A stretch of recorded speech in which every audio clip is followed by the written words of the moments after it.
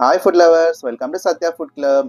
ఈరోజు చాలా టేస్టీగా ఉండే టొమాటో పులావ్ని డిఫరెంట్ స్టైల్లో చేసి చూపించబోతున్నాను. ఇది చాలా టేస్టీగా ఎంతో బాగుంటుంది. ఇది ఎలా చేయాలో చూసే ముందు మన ఛానల్ని ఎవరైనా కొత్తగా చూస్తున్న వాళ్ళు ఉంటే వెంటనే సబ్స్క్రైబ్ బటన్ క్లిక్ చేసి బెల్ ఐకాన్ క్లిక్ చేయండి. నోటిఫికేషన్స్లో ఆల్ అని క్లిక్ చేయండి. దానివల్ల నేను చూపించే ప్రతి రెసిపీ మీరు మిస్ అవ్వకుండా చూడొచ్చు. ఇప్పుడు కావాల్సిన ఇంగ్రీడియంట్స్ చూసేద్దాం. నేను ఇక్కడ ఒక 300 గ్రామ్స్ రైస్ని ముందుగానే బాగా వాష్ చేసి నానబెట్టి పెట్టుకున్నాను.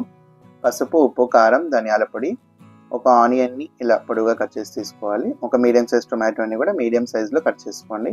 పచ్చిమిర్చి చీలికలు, చెక్క, లవంగ, ఇలాచి, బిర్యానీ ఆకు, షాజీరా, కొత్తిమీర, నెయ్యి. టొమాటో పేస్ట్ కోసం ఒక 4 టొమాటోస్, 4 ఎండుమిర్చి, ఒక 7 నుంచి 8 వెల్లుల్లి రెబ్బలు, అలాగే ఒక హాఫ్ ఇంచ్ అల్లం. ఇప్పుడు ప్రాసెస్ చూద్దాం. ఒక మిక్సీ జార్ తీసుకొని మనం ఇందులోకి అల్లం, వెల్లుల్లి, ఎండుమిర్చి, అలాగే టొమాటోస్ని కూడా ఇలా ముక్కలుగా కట్ చేసి వేసుకోవాలి. నేను తీసుకున్న క్వాంటిటీకి 300 గ్రామ్స్ రైస్కి ఒక 4 మీడియం సైజ్ టొమాటోస్ అయితే సరిపోతుంది. పెద్ద సైజ్ టొమాటోస్ అయితే 3 తీసుకోండి. కొన్ని వాటర్ వేసి ఇలా ఫైన్ పేస్ట్ లాగా చేసేసుకోవాలి. ఈ విధంగా ఉండాలి మనకి టొమాటో పేస్ట్ అనేది. ఇప్పుడు స్టవ్ ఆన్ చేసి ఒక ప్రెషర్ కుక్కర్ పెట్టుకుందాం. ఇది కాస్త హీట్ అయిన తర్వాత ఒక 2 టీ స్పూన్స్ ఆయిల్ వేసుకోవాలి. అలాగే ఒక టేబుల్ స్పూన్ నెయ్యి కూడా వేసుకోవాలి. ఇలా ఆయిల్ మరియు నెయ్యి వేయడం వల్ల టేస్ట్ చాలా బాగుంటుంది. ఈ ఆయిల్ ఇంకా నెయ్యి కాస్త హీట్ అయిన తర్వాత ఒక మీడియం సైజ్ ఆనియన్ని ఇలా పొడుగా కట్ చేసి వేసుకోవాలి. ఇప్పుడు ఇందులోకి 2 లవంగాలు, ఒక ఇలాచి, చిన్న చెక్క ముక్క, అలాగే కొద్దిగా షాజీరా, 2 బిర్యానీ ఆకు, ఇవి కూడా వేసుకొని బాగా కలుపుతూ ఫ్రై చేసుకోవాలి. ఇంకా నెక్స్ట్ వచ్చేసి ఇందులోకి ఒక 3 నుంచి 4 పచ్చిమిర్చి కూడా ఇలా పొడుగా కట్ చేసి వేసుకోవాలి. ఇవి కాస్త ఫ్రై అయిన తర్వాత మనం ఇందులో ఒక మీడియం సైజ్ టొమాటోని ఇలా మీడియం సైజులో కట్ చేసి వేసుకోండి. మరి చిన్నగా కట్ చేసుకోకూడదు. ఇప్పుడు కాస్త ఫ్రై అయిన తర్వాత ఇందులోకి మనం ముందుగా మిక్సీ పట్టుకున్న టొమాటో పేస్ట్ అంతా కూడా వేసుకోవాలి. ఒకసారి బాగా కలుపుకోండి. ఇందులోకి ఒక హాఫ్ టీ స్పూన్ పసుపు, హాఫ్ టీ స్పూన్ కారం, 1 టీ స్పూన్ ఉప్పు, అలాగే ఒక హాఫ్ టీ స్పూన్ ధనియాల పొడి కూడా వేసుకోవాలి. ఇప్పుడు ఇవన్నీ ఒకసారి బాగా కలుపుకోవాలి.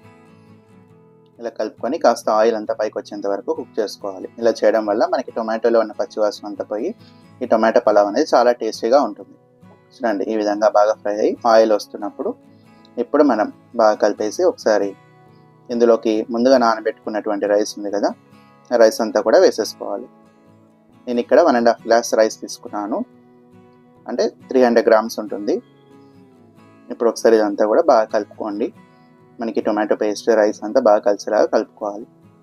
నేను ఇక్కడ 1.5 గ్లాస్ రైస్కి 2.5 గ్లాసెస్ వాటర్ వేసుకుంటున్నాను.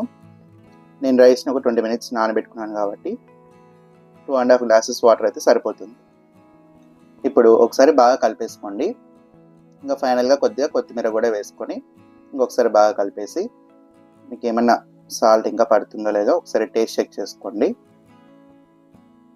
మీకు ఇంకా అవసరం అనిపిస్తే ఇంకొద్దిగా సాల్ట్ యాడ్ చేసుకోండి. నాకైతే సరిపోయింది.